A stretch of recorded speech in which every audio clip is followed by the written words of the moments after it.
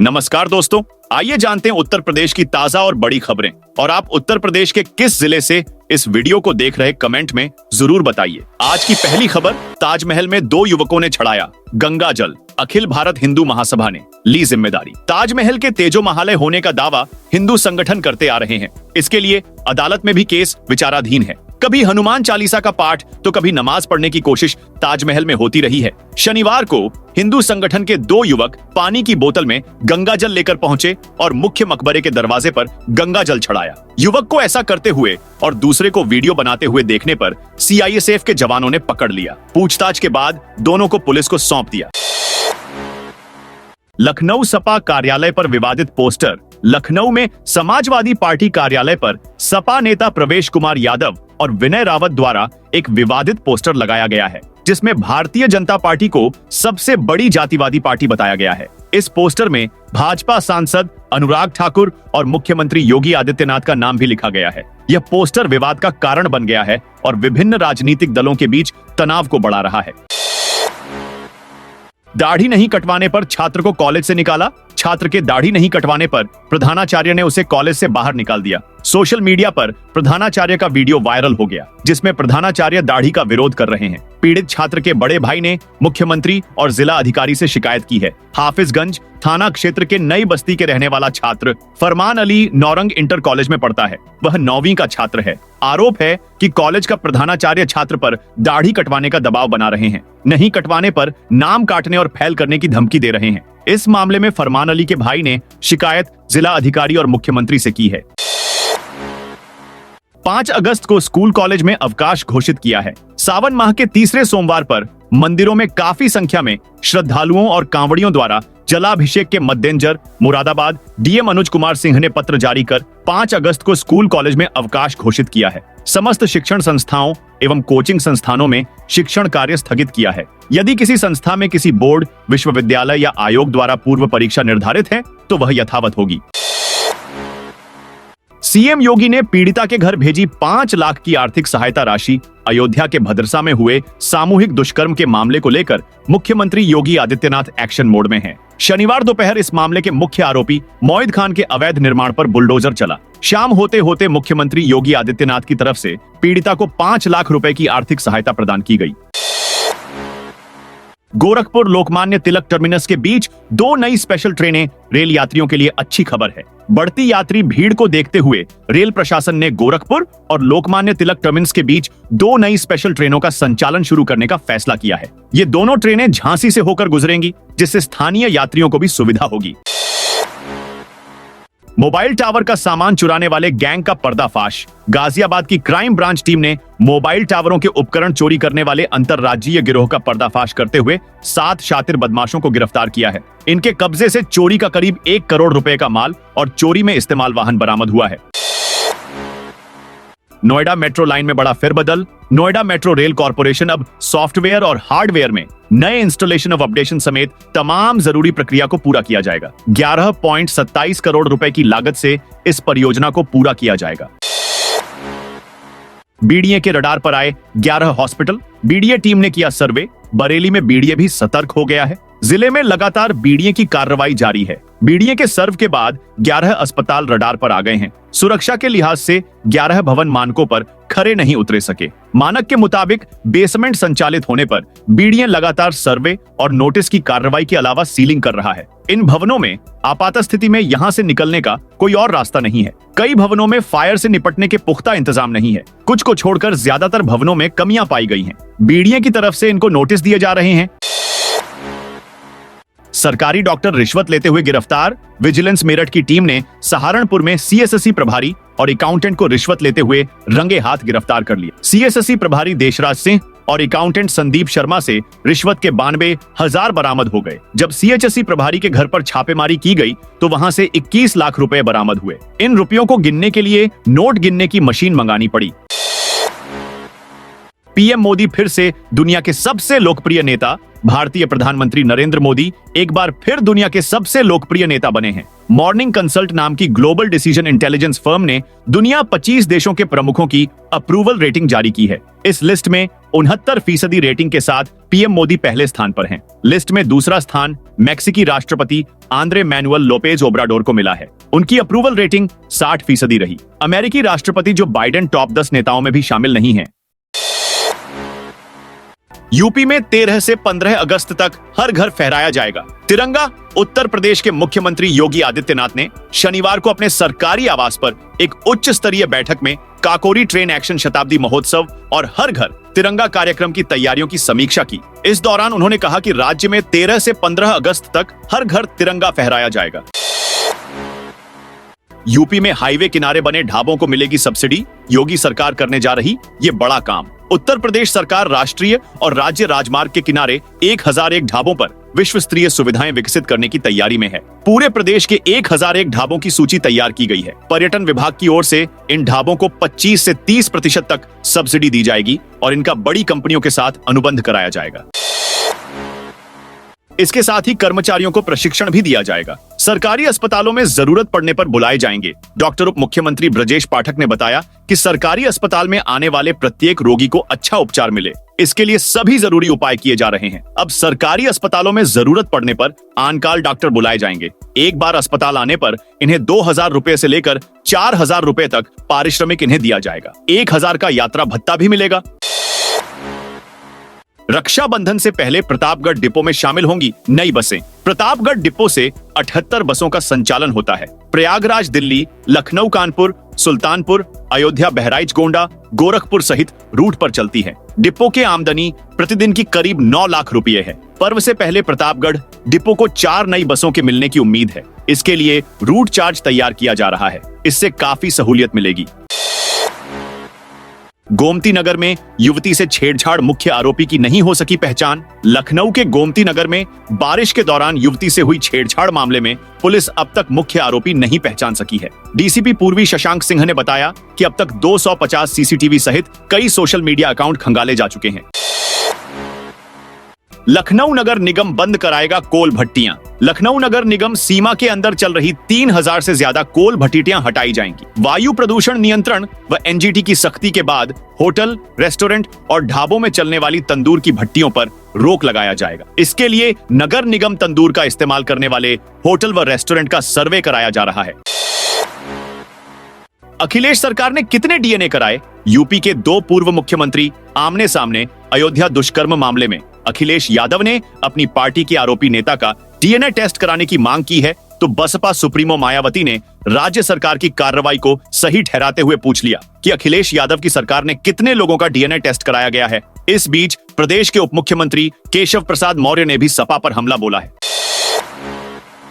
गोरखपुर को सीएम योगी ने दी 55 करोड़ 43 लाख की सौगात। अपने 2 दिनों के दौरे पर गोरखपुर आए सीएम योगी आदित्यनाथ ने शनिवार को बाबा राघवदास मेडिकल कॉलेज में कई विकास परियोजनाओं का उद्घाटन और शिलान्यास किया। इस मौके पर उन्होंने एमबीबीएस और पैरामेडिकल के छात्रों को टैबलेट और स्मार्टफोन भी वितरित किए।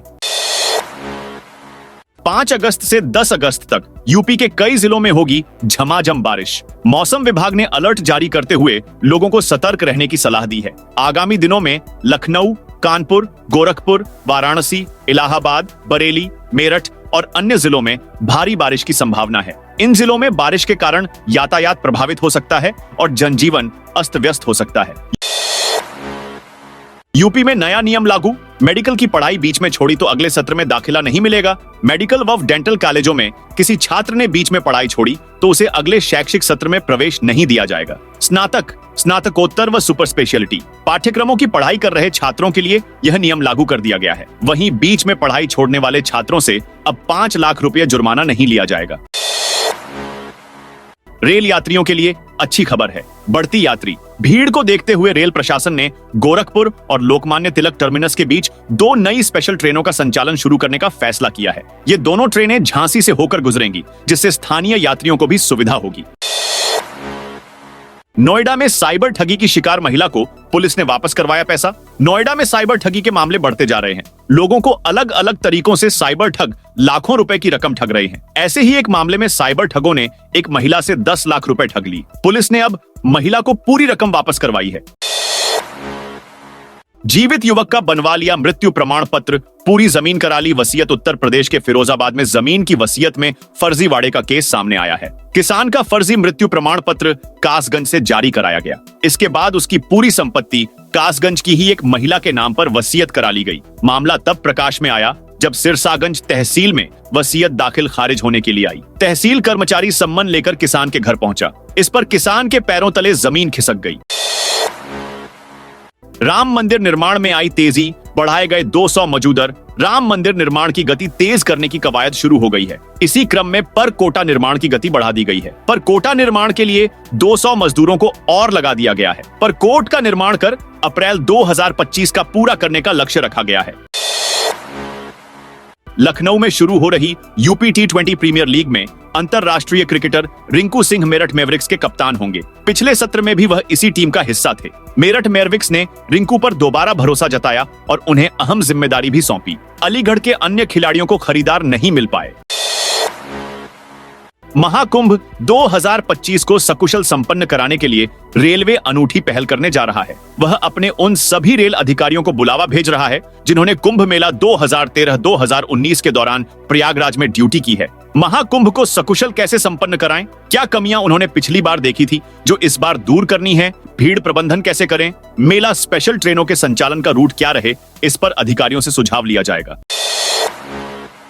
घूस ले रहा था दारोगा, पीछे से पहुंच गई विजिलेंस टीम। दारोगा ने मुकदमे से नाम हटाने के लिए 30,000 रुपए की मांग की थी। युवक ने इसकी शिकायत सतर्कता अधिष्ठान में की। इसके बाद एएसपी सतर्कता अधिष्ठान बबीता सिंह ने उच्चाधिकारियों के निर्देश पर ट्रैप टीम गठित की। युवक ने जैसे ही दारोगा को रुपये दिए, ट्रैप टीम ने उसे पकड़ लिया। इसके बाद मुकदमा दर्ज कदर ट्रैप टीम ने दारोगा को गिरफ्तार कर लिया। सोना चांदी खरीदने का सुनहरा मौका, 3,000 रुपए से अधिक की आई गिरावट। बजट के बाद सोना 3,000 और चांदी 9,000 रुपए लगभग टूटी है। सहालग से लेकर आम खरीदारी करने वाले आगामी सहालग सीजन को देखते हुए पहले ही खरीदारी करना चाहते हैं। इससे बाजार में 2 से 3 गुना ग्राहक बढ़े हैं। वहीं रक्षाबंधन पर गिफ्ट देने वाले भी इस बार चांदी और सोने की खरीदारी कर रहे हैं। आगरा से ग्वालियर की घटेगी दूरी, मात्र 1.5 घंटे में पूरा होगा सफर। उत्तर प्रदेश में तीसरे एक्सप्रेसवे के निर्माण का रास्ता साफ हो गया है। शुक्रवार को केंद्रीय कैबिनेट ने आगरा ग्वालियर ग्रीनफील्ड एक्सप्रेस को अपनी मंजूरी दे दी। 88 किलोमीटर लंबा यह एक्सप्रेसवे 4,263 करोड़ रुपए से बनेगा। इसके लिए 12 अगस्त को नई दिल्ली स्थित भारतीय राष्ट्रीय राजमार्ग प्राधिकरण कार्यालय में टेंडर खोले जाएंगे। मंदिर से दान के 1 करोड़ 9 लाख रुपए लेकर भागा। पुजारी मथुरा के गोवर्धन स्थित मुकुट मुखारबिंद मंदिर मानसी गंगा के सेवायत के घर से पुलिस ने करीब 72 लाख रुपए बरामद किए हैं। सेवायत मंदिर की भेंट राशि 1 करोड़ 9 लाख 37,200 रुपए को लेकर 29 जुलाई को गायब हो गया था। इसके साथ ही पुलिस फरार सेवायत दिनेश चंद्र की भी तलाश कर रही है। सावन मेला तक सरयू में बोट चलाने पर लगी रोक। अयोध्या में सावन झूला मेला तक नदी में बोट का संचालन पर रोक लगा दी है। 2 अगस्त को सरयू नदी में श्रद्धालुओं की नाव पलट गई थी। डीएम चंद्र विजय सिंह ने की घटना का संज्ञान लेकर ये निर्देश जारी किए हैं। यह मेला 19 अगस्त तक चलेगा। मेले के बाद भी बोट प्रातः 7 बजे से साढ़े 5 तक चलाई जाएगी। बोट में 8 व्यक्ति से ज्यादा नहीं बैठ सकेंगे और सभी को लाइफ जैकेट पहनना अनिवार्य कर दिया गया है। केंद्रीय योजनाओं के लिए यूपी को मिले थे 28,980 करोड़ 96 लाख खाते में ही पड़े रहे। केंद्रीय योजनाओं के लिए राज्य को मिले 28,980 करोड़ 96 लाख रुपए पिछले वर्ष खर्च नहीं किए जा सके। यह जानकारी सदन में गुरुवार को पेश की गई सीएजी की रिपोर्ट में दी गई है।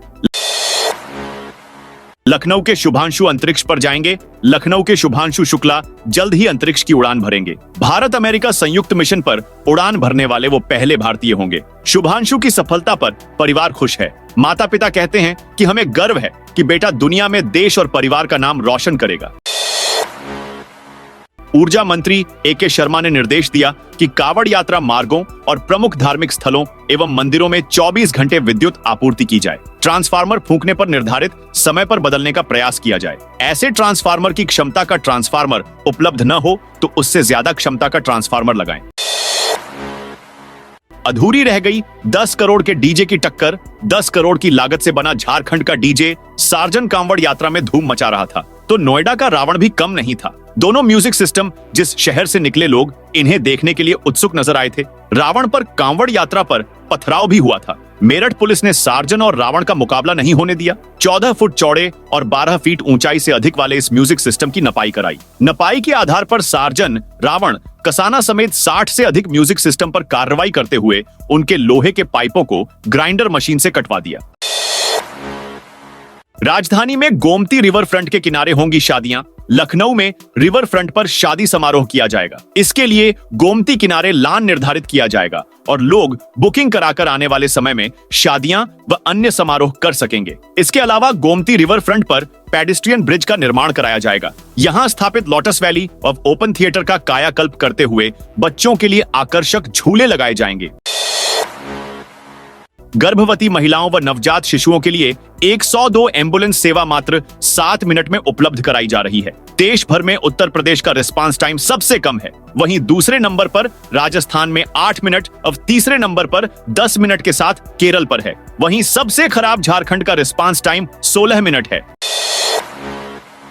बाबा विश्वनाथ की नगरी में पर्यटक ले सकेंगे एडवेंचर का आनंद। बाबा विश्वनाथ की नगरी काशी एक ऐतिहासिक शहर है। हर साल देश विदेश से बड़ी संख्या में यहाँ पर्यटक आते हैं। इसी को देखते हुए पर्यटक विभाग सारनाथ और बाबतपुर में टेंट सिटी बसाने का योजना बना रहा है। योगी सरकार का दावा, भर्तियों में ओबीसी को मिला सबसे ज्यादा लाभ। योगी सरकार में होने वाली भर्तियों में ओबीसी युवाओं के साथ भेदभाव को लेकर जारी राजनीतिक आरोप प्रत्यारोप के इतर आंकड़े कुछ और ही बयां कर रहे हैं। उत्तर प्रदेश शासन के अनुसार ओबीसी युवाओं को न केवल आरक्षण का लाभ मिला बल्कि मेरिट पर अनारक्षित पदों पर भी चयन हुआ। 69,000 शिक्षक भर्ती में 31,000 से अधिक ओबीसी युवाओं को सफलता मिली। लखनऊ में बुलडोजर के सामने आई महिलाएं, रजिस्ट्री पेपर पर चिपकाई सीएम की फोटो। अहिमामू इलाके में शनिवार को अचानक आवास विकास की टीम बुलडोजर लेकर पहुंची। यहां 150 मकानों पर नोटिस चिपकाई गई है। जमीन को कब्जे में लेने के लिए टीम के पहुंचते ही महिलाएं बुलडोजर के सामने आ गईं। इलाके के लोग इकट्ठा हो गए। आवास विकास और पुलिस खिलाफ नारेबाजी होने लगी। कई महिलाओं के हाथ में सीएम योगी आदित्यनाथ की फोटो थी। इसके नीचे कैप्शन लिखा था, योगी जी मदद करिए। 1.5 घंटे तक विरोध के बाद टीम को उल्टे पैर लौटना पड़ा। हालांकि इंजीनियरों ने 7 दिन बाद फिर से कार्रवाई करने की बात कही है। लखनऊ एयरपोर्ट पर पकड़ा गया विदेशी नागरिक, फर्जी पासपोर्ट लेकर घूम रहा था। लखनऊ में फर्जी पासपोर्ट के साथ बांग्लादेश के नागरिक को सुरक्षा कर्मियों ने गिरफ्तार कर लिया। आरोपी को पुलिस के हवाले किया गया है। पूछताछ की जा रही है।